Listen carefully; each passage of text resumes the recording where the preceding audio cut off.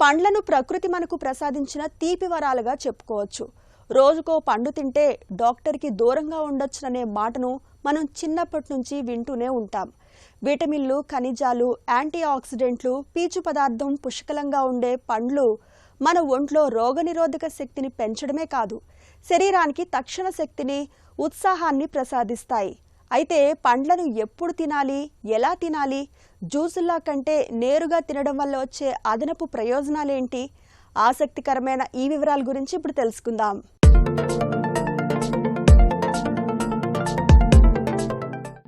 పండ్లు అంటేనే పోషకాల పుట్ట. మన శరీరానికి కావలసిన విటమిన్లు, మినరల్స్, యాంటీ ఆక్సిడెంట్లు పుష్కలంగా లభించే సహజ సిద్ధమైన పోషకాల్ని అందిస్తాయి.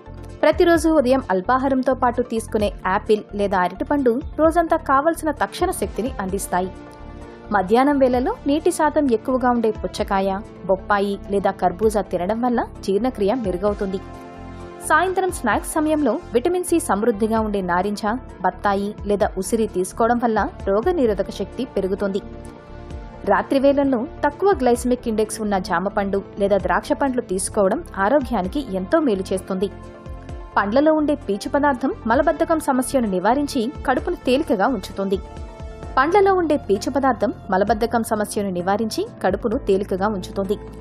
క్రమం తప్పకుండా పండ్లు తినడం వల్ల రక్తపోటు, మధుమేహం, గుండె జబ్బులు వంటి దీర్ఘకాలిక సమస్యలు అదుపులో ఉంటాయి. పండ్లలోని శక్తివంతమైన యాంటీ ఆక్సిడెంట్లు వయసు పైబడకుండా నిరోధించడమే కాక చర్మాన్ని కాంతివంతంగా మారుస్తాయి. జ్యూసుల కంటే కూడా పండ్లను నేరుగా ముక్కలుగా కోసుకొని నమిలి తినడమే శరీరానికి పూర్తి పోషకాలను అందిస్తుంది.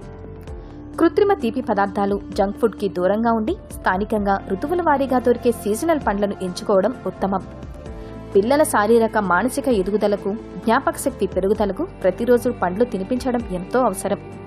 వయసుతో సంబంధం లేకుండా ప్రతి ఒక్కరూ రోజుకు కనీసం 2 వేర్వేరు రకాల పండ్లను తమ ఆహారంలో భాగం చేసుకోవాలి. పండ్లను తినే ముందు ఉప్పు నీటితో శుభ్రంగా కడగడం వల్ల వాటిపై ఉండే పురుగుమందుల శేషాలు తొలగిపోతాయి.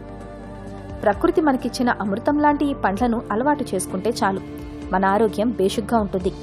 బయట నుంచి ఎలాంటి సప్లిమెంట్లు తీసుకోవాల్సిన అవసరం అసలే ఉండదు.